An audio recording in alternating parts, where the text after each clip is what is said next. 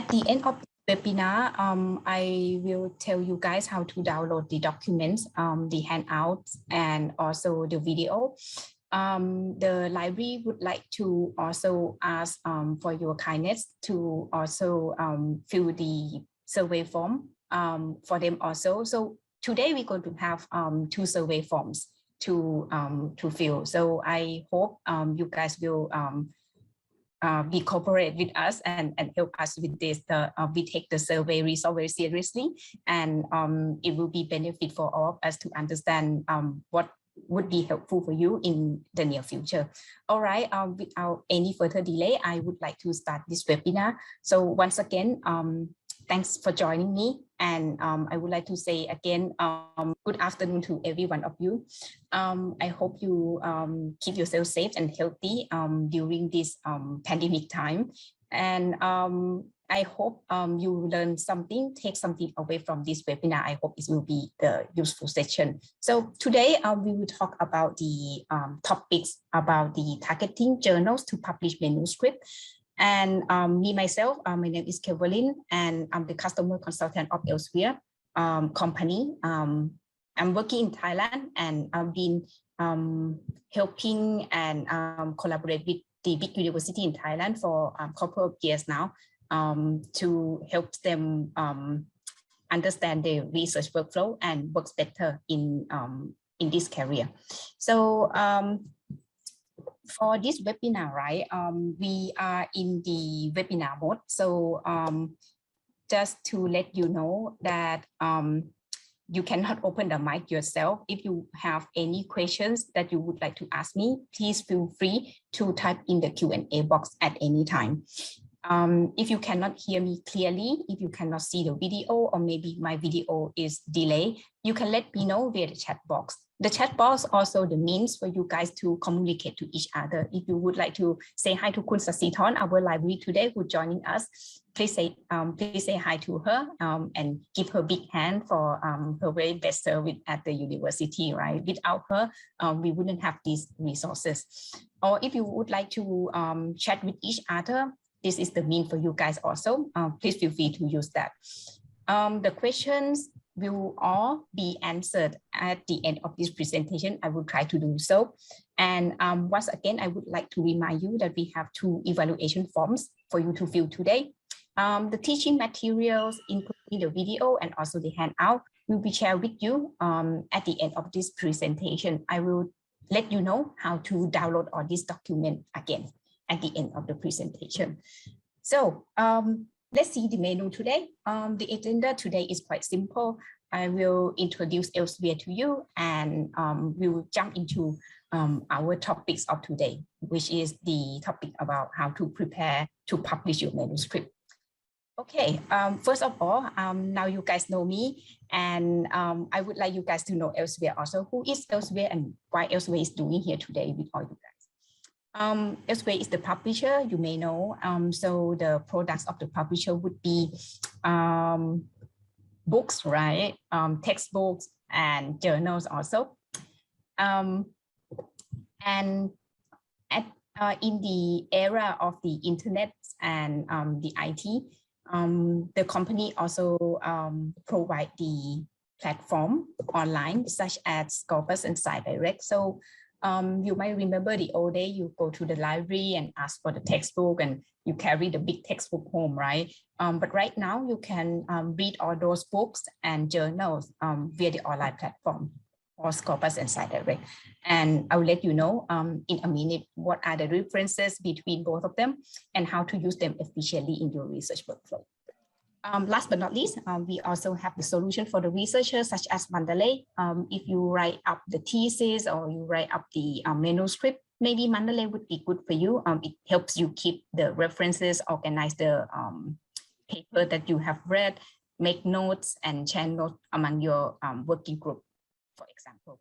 So that's what Elsevier do in general. Now you know Elsevier, you know me. I would like to break the ice a little bit. I know webinar is not really fun because we cannot see each other face to face, but let me understand who are you. So please let me know what is your role in the university? Do I have the librarians with me today? How many researchers joining my webinars today? I would love to know.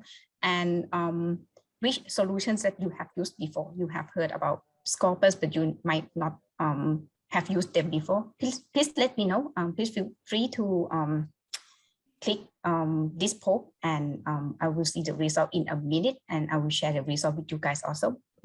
So I'll give you 1 minute to fill this, so we understand each other a little bit better, and I can conduct this webinar to fit everybody, I hope.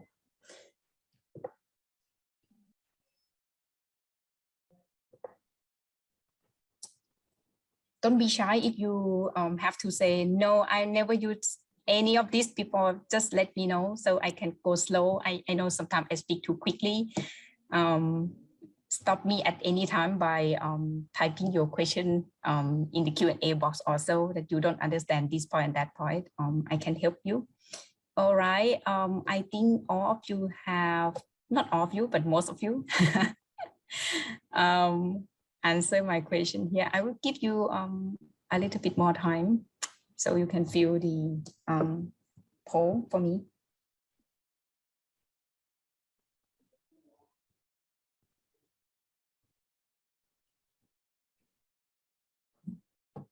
All right, I think I can close the poll now, and let's see.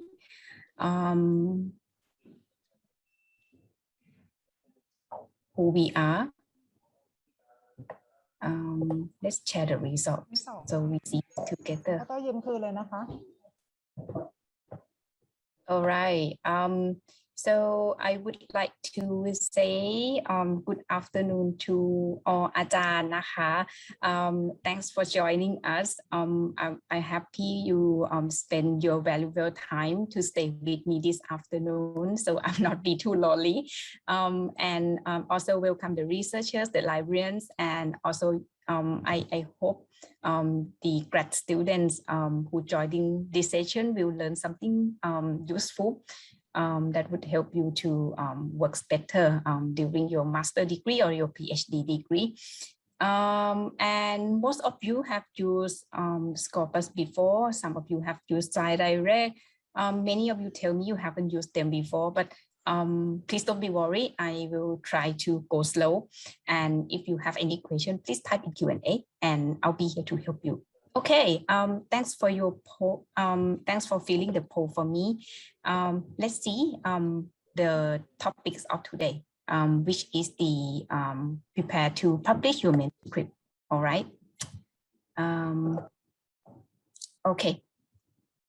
So I know you guys are in this workflow day in and day out, and you understand that to do the research is not linear like this cartoon, right?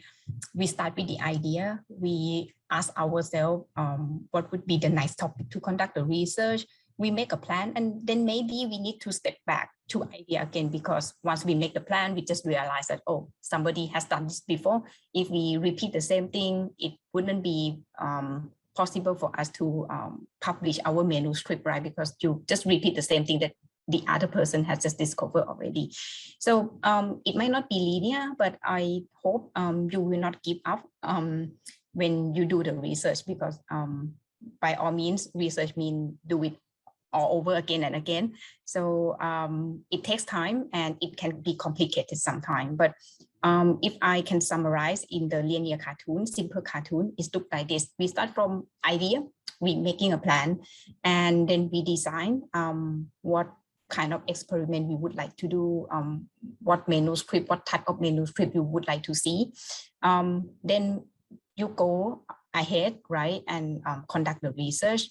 You come back, start writing, and then you need to think, okay, what should I write, which graphs I should draw, what the data set I should present, and which part I should highlight, right? And after that, you publish your manuscript. You send it to the publisher. You need to make the decision also which publisher you should submit your manuscript to.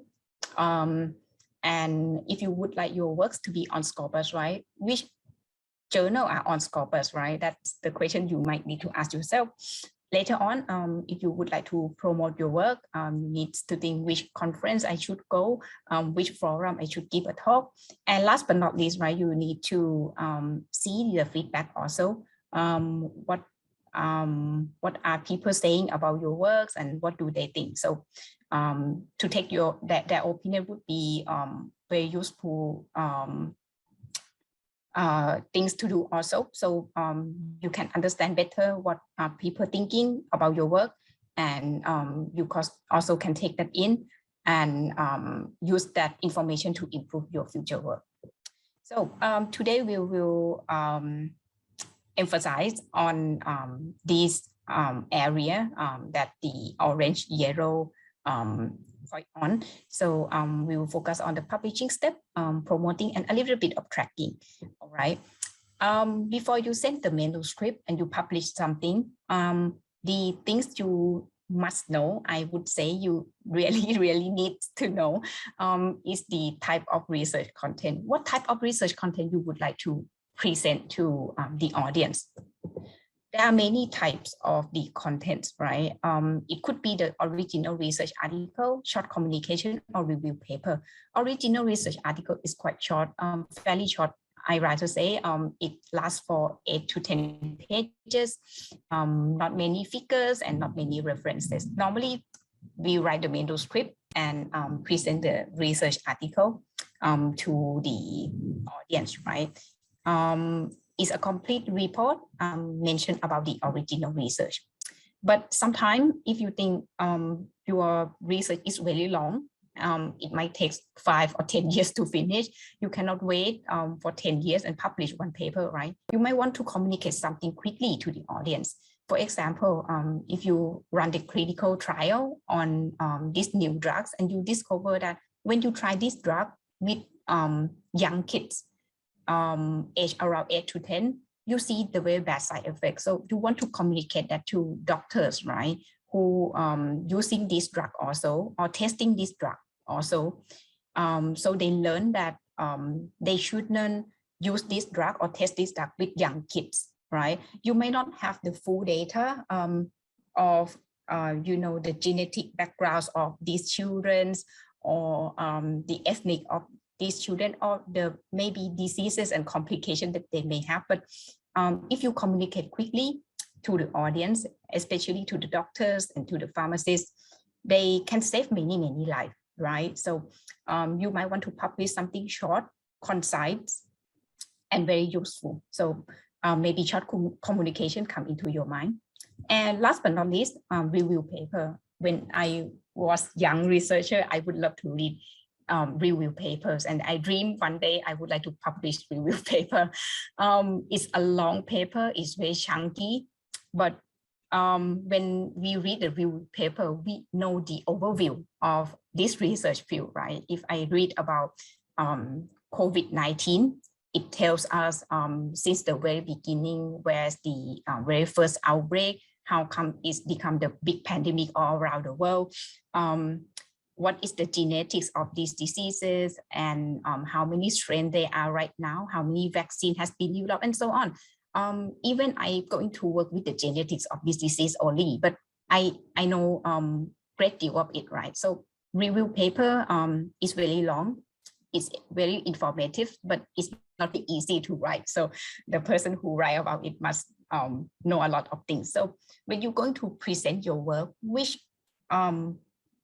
kind of content type would fit very best with your work? So if you want to communicate the, I would say one answer that you have to answer your hypothesis, you have only one hypothesis, and you conduct several experiment, right, to answer that. Maybe original research would be the best one. If you want to communicate quickly, then short communication would be good for you. If you want to write the overview about something, then you should go for the review paper. Think about it, which type that you want to use to communicate your work to the audience. The other thing that you have to bear in mind, apart from types of the article itself, there are also types of the journals. So when you publish with the journal, you need to ask yourself, do you want to publish with the traditional publishing journal or the non-OA? Or do you want to publish your work with the OA or the open access journal? So what are the differences here? If you publish with the traditional publishing or the non-OA, once the editor say that your work is suit with the journal and they would like to publish your work, you don't need to pay anything. You can publish for free. You don't need to be membership of anything. You can just send your manuscript. If your manuscript is good, if it's fit with that journal, then your work will be there. Your work will be in the journal, right? But for your audience, if I were your audience, right, you publish something and you come and tell me, oh, Kelwalin, I published something in this journal, right? It's called Journal of Bioscience and Bioengineering. Please read my work. All right, okay, I would love to read your work. Then I need to check with my library. Does my library subscribe this journal? If my library subscribe this journal, it means my library pay for the membership, right? So I can read this journal. If my library doesn't subscribe this journal, then I cannot access to your article. I cannot reach your article. I cannot read this journal, right? So I need to borrow from someone. Then you see the gap here that for the big university like Naresuan University or other big university in Thailand, you have big resources and hardly you cannot find anything that you want to read and you cannot read. But for the small university or for people who are in the very poor country, they might not have access, right? And you think, oh, it would be a shame, right? I want as much people as possible to read my work. Then you might consider the open access option. For this option, right, the audience can read your work for free if they have the internet. If they know the title of your work, they can Google it, right? They can go to the platform, type in the title of your work, and then when they find your work, they can read the full text for free. But who are the one who pay for the publication fee? Is you. You are the audience. The author is the one who need to pay for the fee, right? And the fees are different. It might be cheap, it might be quite expensive. You need to check with the publisher. So you have the options here, right? If you think the audience has the access already and you don't have so much money, then you can go with the non-OA. But if you want anybody in this world to see your work, then you can try the option of the OA publishing. But please bear in mind that you need to pay the publication fee. So this thing, please bear in mind also. You might ask me, how do I know which articles is the open access and which one is not? So if you go to the site direct, the Elsevier journal and books platform. So when you go on it, you go to the advanced search and you can select types of the article that you may want to read, right? If you want to read the review article or research article, you tick on the boxes and type in the keywords, then you can see those articles. And on top of this article, it will tell you, right, the types of the article, whether they are research article, short communication, or review article. And if you see the green icon next to it, it means either it's the open access or you have the full access to the full text. So if it's not open access and it's the subscription model journal, it means your library have the membership, so you can access and you can read the article, right? So please see the icon next to it. If it's green, then you can have the access. If it's not, then please check with the library if you really want to read the contents. If it's the open access, sometimes it shows up here also, and it will say the open access article. You can filter the type of the article here also if you would like. So the next thing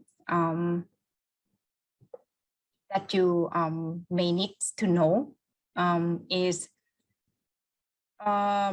what journals are in Scopus. because you may think that you want your work to be on Scopus platform. So first of all, you need to know first which journals are on this platform. So how do we know?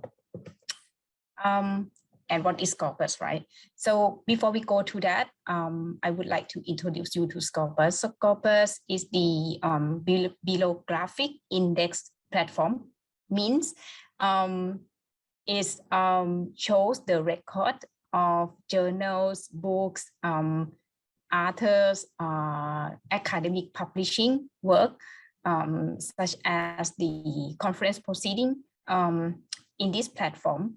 And it also shows the metrics that tells you the quality of the article and the journal or the books. You cannot read the full text from Scopus. If you would like to read the full text, you need to click on the link, and the links will take you to the publisher website. On Scopus, you can see the work from many publishers, including Elsevier, not only Elsevier. You can see works from other publishers also. Okay. So if you would like to publish your work and you want to see your work on Scopus, the first thing you need to check which journal are on Scopus. And the way to check is very easy. You click on the sources, and you can filter by the name of the publishers or the area of the research that you are interested in. So maybe I work in food science or agronomy, right? So I click on those boxes and click apply. And Scopus will tell you how many journals title are there that are in those research area. You can also filter for quartile. If you would like to publish in journal quartile 1 only, you can select only quartile 1, for example. And you can read all the metrics here. If you think, oh, I would like to publish OA journal, then you can also filter here and select only the OA journal also. And the filter here helps you to sort between book and journal. So to read the metrics, it's quite straightforward. You click on the name, the title of the journal, and you can see the details, including the metrics on the right-hand side. So on this page, you see the metrics on the right-hand side. 3 of them are together here for you. You can see also the metrics, the percentile, the rank of this journal in any particular research area. So for example, this journal, the Lancet Oncology, is the journal in medicine area, is about the oncology, right? And it's ranked number 3 among 331 journals in Scopus. So it's ranked very, very high, right? And it has the percentile of 99. So if you convert what is percentile 99 to quartile, is quartile 1, right? And I will show you how to read this matrix later on. So if you see many titles and you cannot make decision, right? You may come back to me and say, oh, there are so many good journals. I would like to submit my manuscript, but I can submit to only one journal, right, at a time. How can I make the decision? So you can go to the advanced search, and then you can click the compare source, and you can compare the journals together, up to 10 journals, and see the metrics against one another. Okay. So I hope this way will help you make better decisions. So for example, if I cannot decide between these 3 journals, or they are all good, but I want to publish with the one with the highest size score, for example, which one I should choose? So it's the red one, right? Easy as that. You can see the graph is increasing year by year. So the trend is good. It's not dropping down, right? If it's dropping, then I wouldn't submit my manuscript to that. It's not look very promising at all, but this look promising, right? It look like a good journal. Blue is not too bad, but it's still lower than the red one. So if I can choose, I will submit to the red one first, see if the editor will accept my work. Okay, so for the metrics, how do we read them? On Scopus, it gives you 3 metrics, and you can choose any of that up to what would be your benchmarking criteria. Check with your grad school or the funders also, if they have any rules.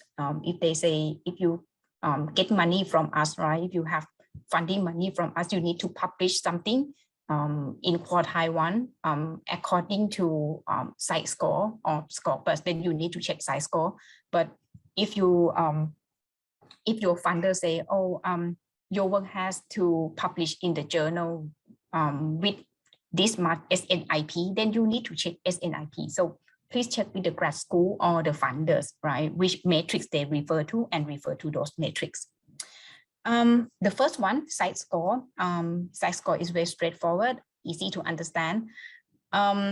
Basically, it's the average of the citations that particular journal received within 4 years, divided by the numbers of the document published in that journal within 4 years. So basically what you get is the average number of the citation of each article, right? So assume that you would like to submit the manuscript to this particular journal, and it has site score of 3.5. So you can assume that, oh, at average, the article got cited 3.5 times. So if my manuscript is in this journal, then people might cite my work about 3 to 4 times, maybe less than that or maybe more than that. But if my work got the citation at the average is about 3.5 times. So it's not too bad, right? So you might make a decision on that. For SNIP and SJR, these two metrics are the ratio number. So it's a proportion to something. For SNIP, these number measure the citation impact, but rather than make a basic calculation like the site score, is also weigh with the field of research. So for example, the research in biological science, right? People tend to cite one another quite often, but the research in computer science, people or the researcher tends to cite each other work less often. So the computer science will get weight more than the health science, for example. So it can be benchmarked with each other easier. If that paper, if that journal got the SNIP at 1, it means comparing to other journal in the same field, basically computer science, compare with the computer science, right? Don't compare it with the biological science.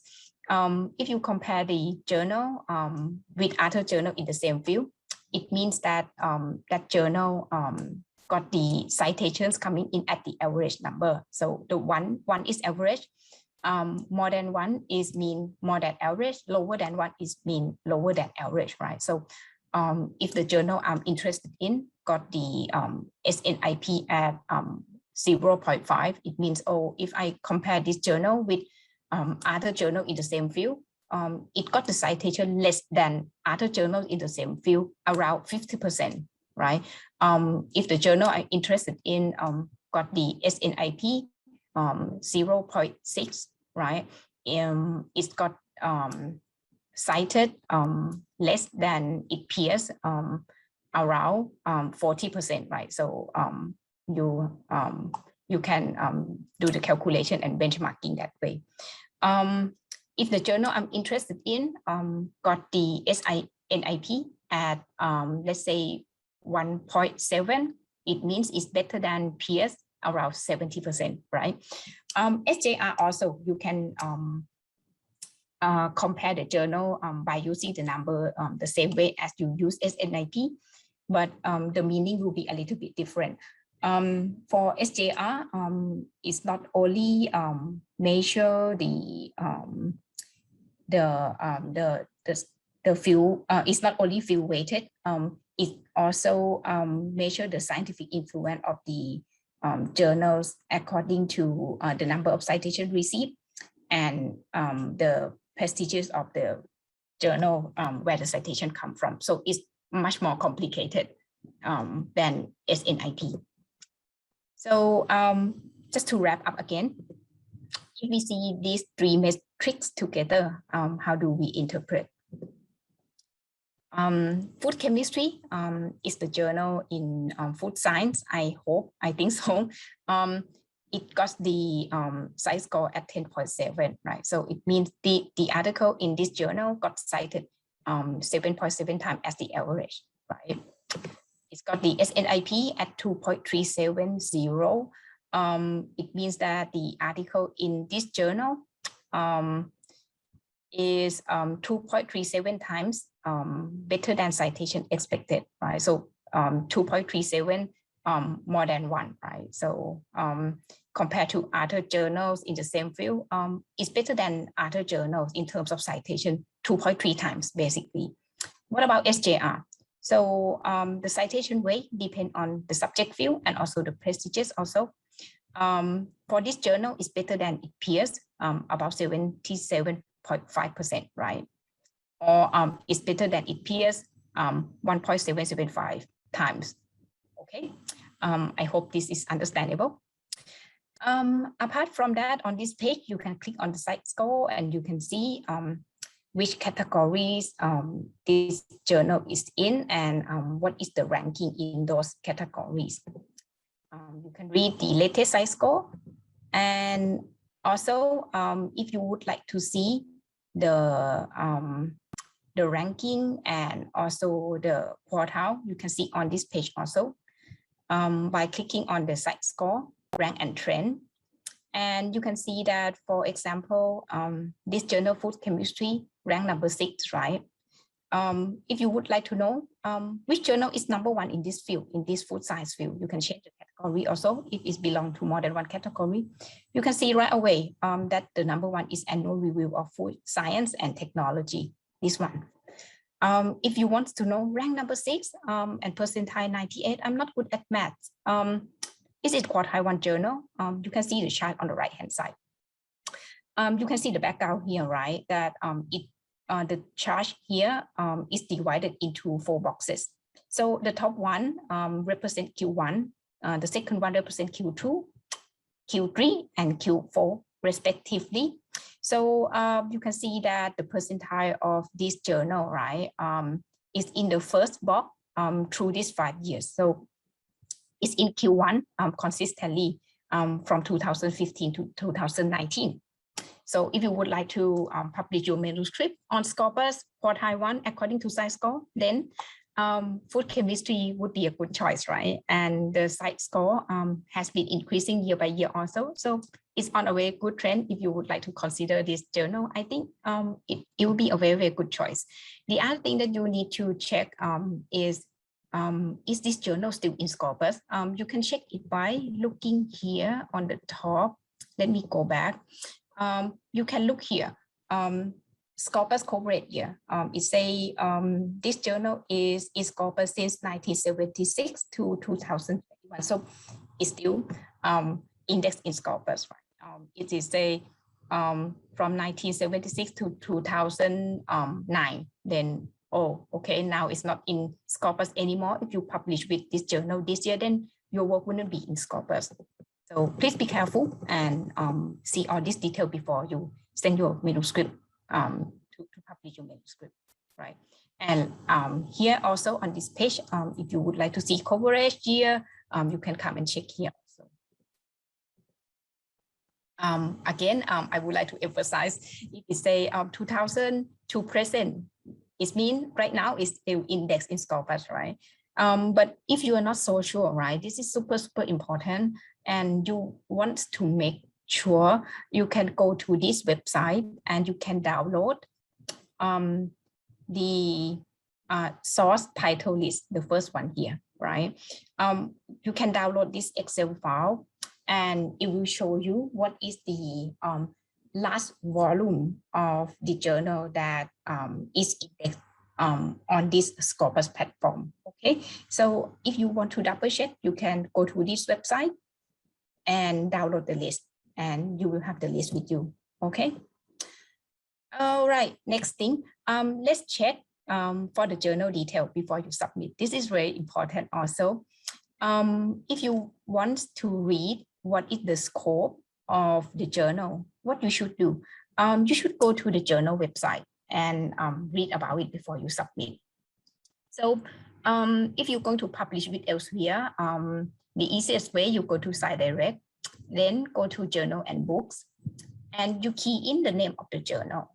So for example, I think food chemistry would be a good choice. So I key in food chemistry, and you click on the one that you would like to see more detail. So this one, food chemistry, right? It say contains the open access. So it might be, this meaning it might be that this journal is the hybrid journal. So you can choose whether you want your article to be open access right away, go open access, or you want to publish without paying anything. So it will be on the subscription model for quite a while before the publisher will open it for free to anybody. So make the decision, is up to you.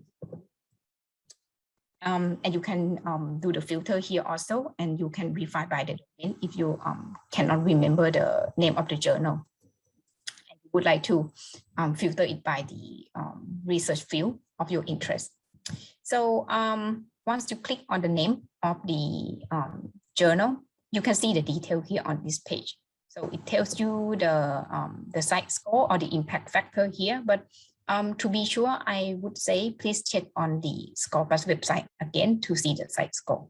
You can see the name of the editor-in-chief, right? So when you write the cover letter to the publisher, now you know who you should address to. Okay, now I need to address to Dr. Paul, and my cover letter should go something like this. Dear Dr. Paul, my name is this and that, and I would like to present my manuscript in titles of this and that.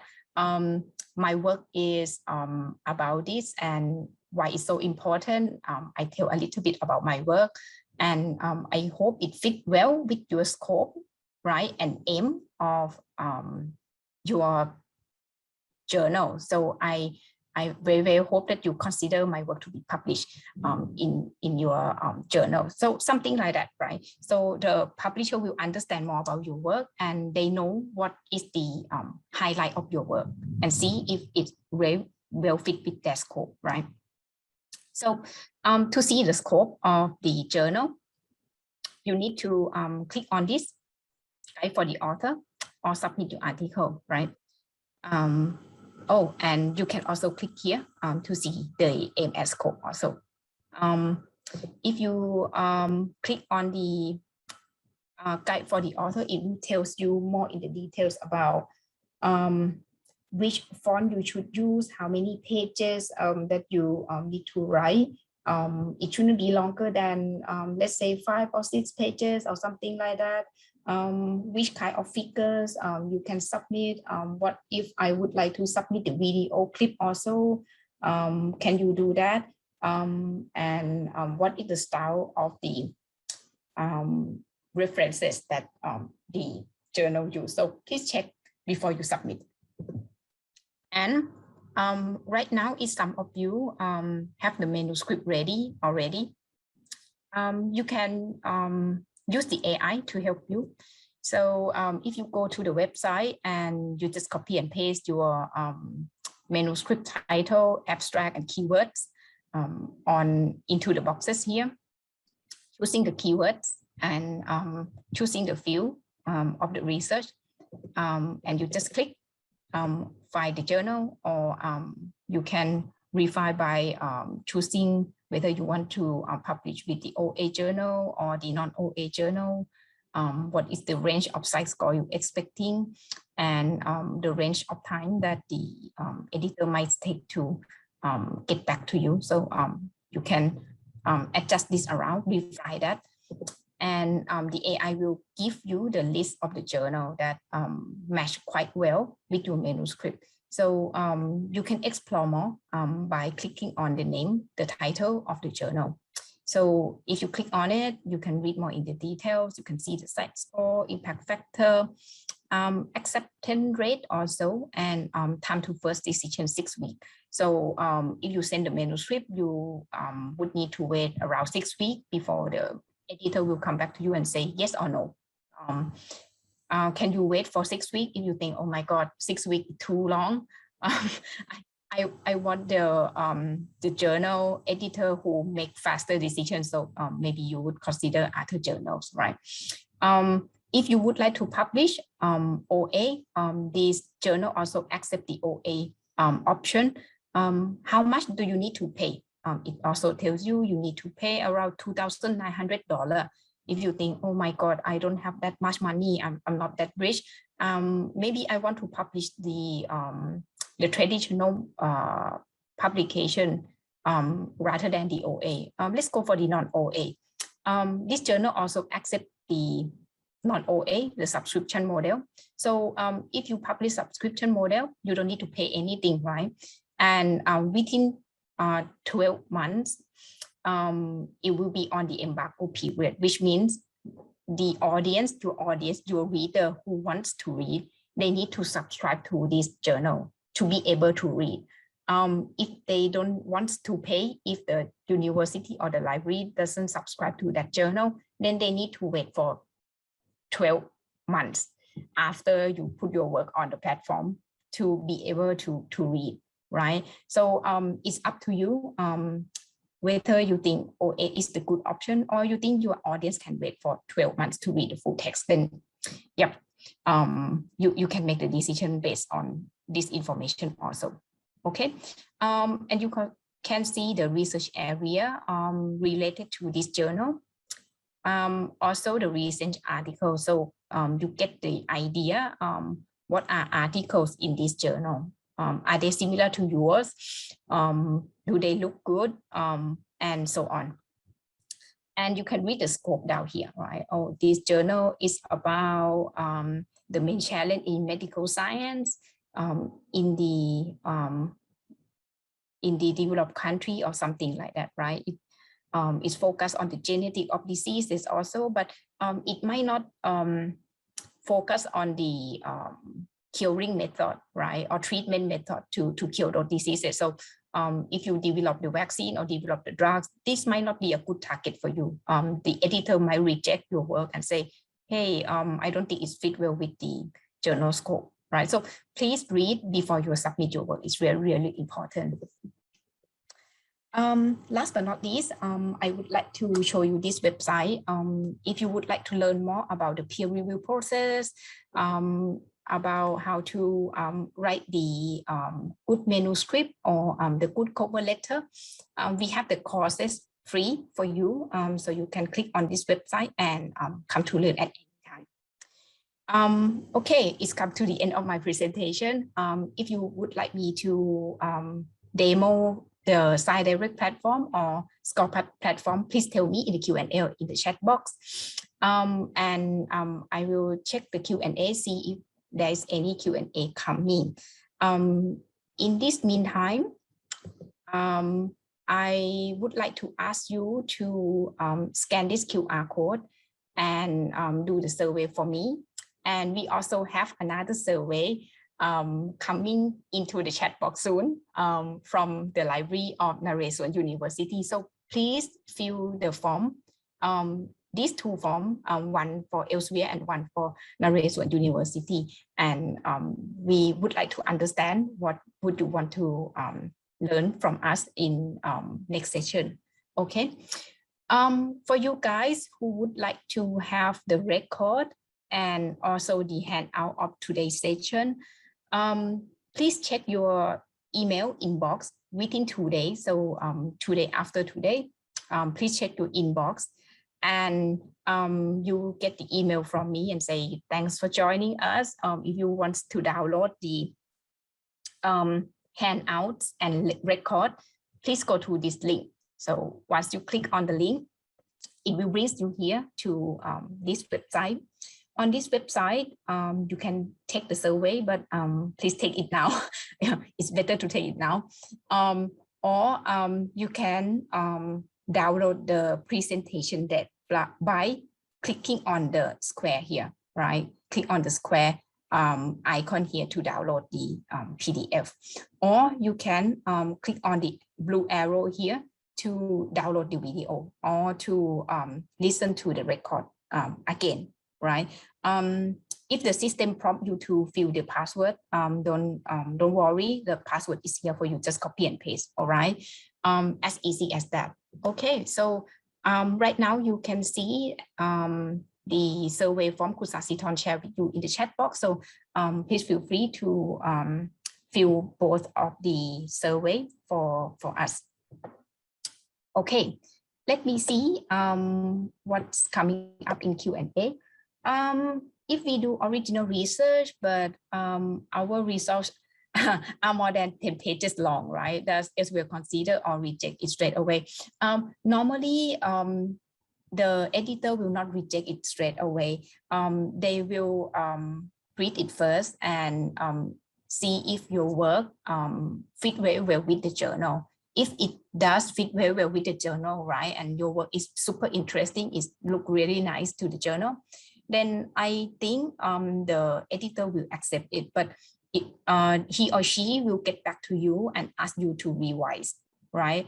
Some part might be too long. They may ask you to cut it out, or maybe he or she will suggest you that some part of your work it's good as its own, and maybe you can publish as another journal. So instead of one journal, instead of one article, you might end up with 2 articles, right? The journal editor won't reject you right away. So please try, but try to keep the length also. If it has to be that long, maybe you need to write in the cover letter why your work is longer than 10 pages. Maybe you want to explain more in the detail about something, and it's very important to explain. So that's why it's long. It's very necessary. Please explain in the cover letter so the journal editor would understand. And if they have any suggestion, right? If they say you can share this data in the share cloud website, and you just copy and paste the link on your manuscript, so your manuscript will be shorter, right? That would be better. Or you just split it into 2 articles, then they will give you some suggestions. So please don't give up, try it first, okay? Right, right now, if you cannot scan the QR code, I will try to make it easy for you. Hold on.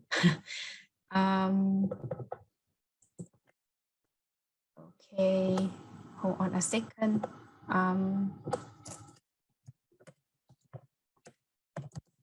Fill the Elsevier survey. You can click on the link in the chat box also.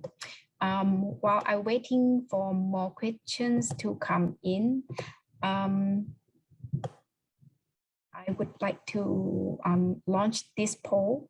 Let me know what would be the other topics you may want to listen next time around. Maybe we want the hand-on workshops on how to select the journal. We want to understand about types of journal better. Today we mentioned a little bit about the OA or the non-OA, right? But next time, if you would like to see statistic, if I publish with OA, how many people read my work? If I publish with the subscription model, would I got less viewership or something like that? Then you can vote for that. How to choose references, we haven't mentioned about that in this section, but it's very important topics, I would say. If you choose the good reference, you're better off. If you choose bad references, then you make yourself into trouble, right? Analysis about the research trend is a big topic also. We haven't discussed about it today, but it's good for the new researchers who would like to explore what is a good topic, or maybe if you are the lab PI, you might want to know what is the hot issue and hot trend in this research area, right? So we can talk about that in another session, and I will show you how to do this analysis on the Scopus platform. some of the researchers now focusing on the SDG, right? Scopus also provide that, how to do that on Scopus. We can talk about that later in separate session. Reading metrics, today we know how to read it, but we didn't discuss about the article level metrics, right? We might know about the citations, it's quite straightforward, but what are others, right? I haven't tell you about the FWCI, or I haven't show you the PLUMX metric yet. So maybe it's topic for next time. Select journal for manuscript. Today we as a majority of our time we discuss about this, but if you want it more, and if you want the workshops around that, then we can organize this next time around and learn about publishing process. Yep, another interesting topics that you might want to listen. Organizing research data, and also learn how to promote your output. Please vote, and I will arrange it with the library if we have a chance to conduct another training. We can decide a webinar or trainings around this. Let's see if there's anything coming into the chat box. Yep, thanks for you guys who are filling the form for us. Mandalay, right? Okay. People ask me about Mandalay. What is Mandalay? Mandalay is the is another program. You can download it for free, and basically is the program that helps you to keep your references. So if you download the PDF, let's say from SciDirect or Scopus, right, and you have read them, where do you normally put them? I was a very bad student, right? I always keep my PDF in the folder on my desktop. And later on, I keep forgetting where did I put them, or my reference are they just keep expanding, right? Getting bigger and bigger. The collection keeps getting bigger and bigger, and I cannot remember which what is this article is about, or what which article I should cite for this sentence, for example. So it's quite unorganized that way. Mandalay helps you to keep the PDF together in one place. And on that platform, right, you can label what this journal is about. So maybe you can, it's kind of, if I can use this analogy, it's like you put the yellow post-it on it and say, oh, this journal is about the methodology of how to conduct the research, and you should refer to this paper when you write the methodology, right? Or this paper is the review paper, and you should cite this sentence and that sentence, quote this sentence and that sentence in your literature review, something like that. And later on, when you writing up your thesis, you can use the Mandalay to create the bibliography. So basically create the citation list. So you don't need to type in one by one, and sometimes it makes you frustrated to miss only one comma, right? Or only one full stop. So this program will help you a lot. If you are interested in Mandalay, please go to the Mandalay website and download the program and try to use it. It's free to use, so please explore. There's no harm. If you don't like it, you can delete it later. Okay, there's another question about the plagiarism system. Most of mathematical article contains the theory and basic knowledge, right, that we have to cite or mention. Okay.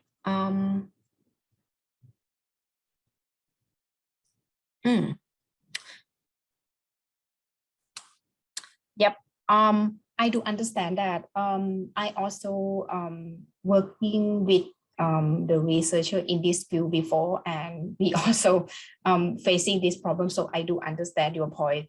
It's a very good question. And if you use the plagiarism checking system, the AI or the system basically counts the terms that match with the previous work, right? If you really need to explain the methodology or explain the theory, one way to do it is to paraphrase. If you can paraphrase, then please do it. Then the word will not be the same, and you will not be counted by the system. If you cannot avoid it, sometimes we cannot avoid it, I recommend you to use the quotation mark. So if you use the quotation mark and the system still counting, because the system wouldn't know, it's just the AI, right? But the publisher will understand that the terms that match with the previous work or the prior art is due to you quote the meanings or the definitions from the previous work. They would understand. So you have two options to do that. Either add the quotation mark or paraphrasing. I hope that would help. Okay, let me end the poll.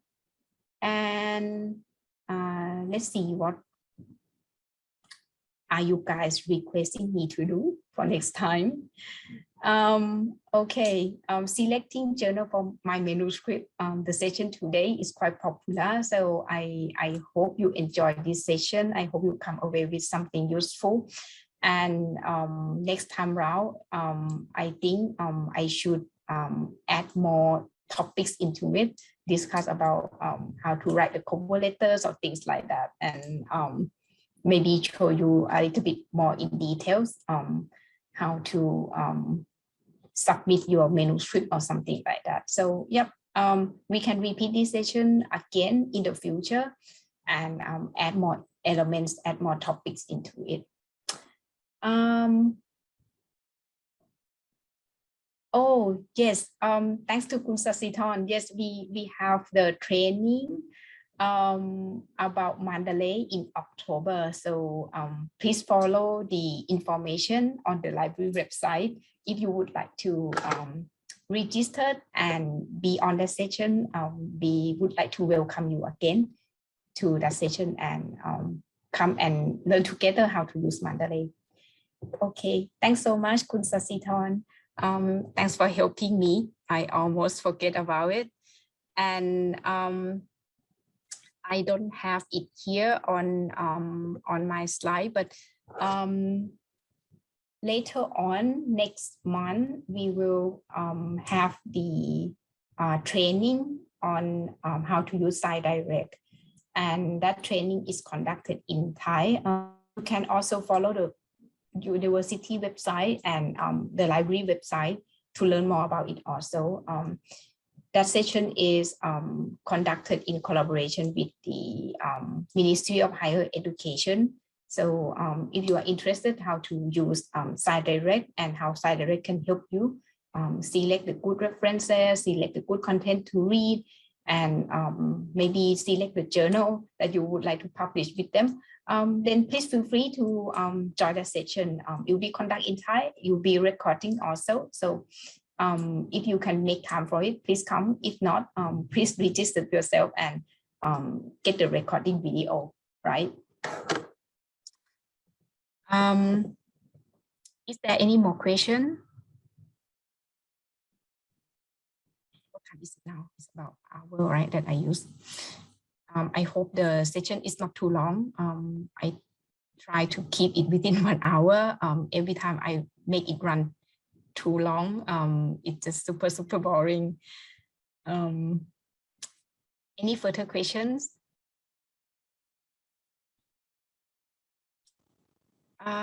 All right, if there's no further question, I would like to leave you with this. If you have any questions about how to use SciDirect or Scopus, you can refer to this link and see the short tutorial or write to our back end to ask more questions about how to use the platform. Or if you want to talk to me, of course, I'm here for you. My email is below. Please write email to me and I'll try my best to help you. On behalf of Elsevier, I would like to say thank you for your time. Thanks for joining me, and I hope you come away with something useful to help you work more efficiently in the research and in the teaching and in the learning also. Once again, I would like to thanks Naresuan University Library who co-organized this session with me. If there's anything that you would like to recommend me, please feel free to fill in the survey form and let me know. I hope everybody stay safe until the next time we will meet again. All right, have a very, very good afternoon and evening. And I hope to see all of you again when the university is open and I can be there in person, or maybe at the other webinar. So for today, I would like to end the webinar here. Thanks everyone, and please take care. ขอบคุณนะคะ ขอบคุณดร.โน้ตด้วยค่ะ ขอบคุณมากค่ะก็ทุกท่านมีคำถามอะไรเพิ่มเติมก็เขียนมาได้ทางอีเมลนี้นะคะหรือว่าฝากคำถามไว้กับทางห้องสมุดก็ได้เนาะแล้วเดี๋ยวเราก็มาเจอกันในเซสชันในครั้งหน้านะคะอย่าลืมที่จะช่วยกันกรอกเซอร์เวย์ให้ด้วยนะคะทั้งของเอลเซเวียแล้วก็ของทางห้องสมุดของมอนาเลสวนนะคะก็รบกวนด้วยนะคะก็จะได้ทราบว่าทุกท่านอยากจะได้หัวข้ออะไรกันบ้างนะคะแล้วก็หวังเป็นอย่างยิ่งว่าหัวข้อวันนี้จะเป็นประโยชน์นะคะไม่มากก็น้อยขอบคุณทุกท่านมากๆนะคะขอบคุณพี่ศศิธรด้วยนะคะที่มาเป็นโคโฮสต์กับโน้ตวันนี้แล้วก็ช่วยทำให้เกิดงานวันนี้ขึ้นได้นะคะขอบคุณมากๆเลยค่ะแล้วก็เจอกันตอนเดือนหน้านะคะที่เราจะมีการอบรมของกระทรวงอวนะคะเกี่ยวกับเรื่องไซไดเล็กแล้วก็ของมอนาเลส่วนที่เกี่ยวกับด้วยนะคะ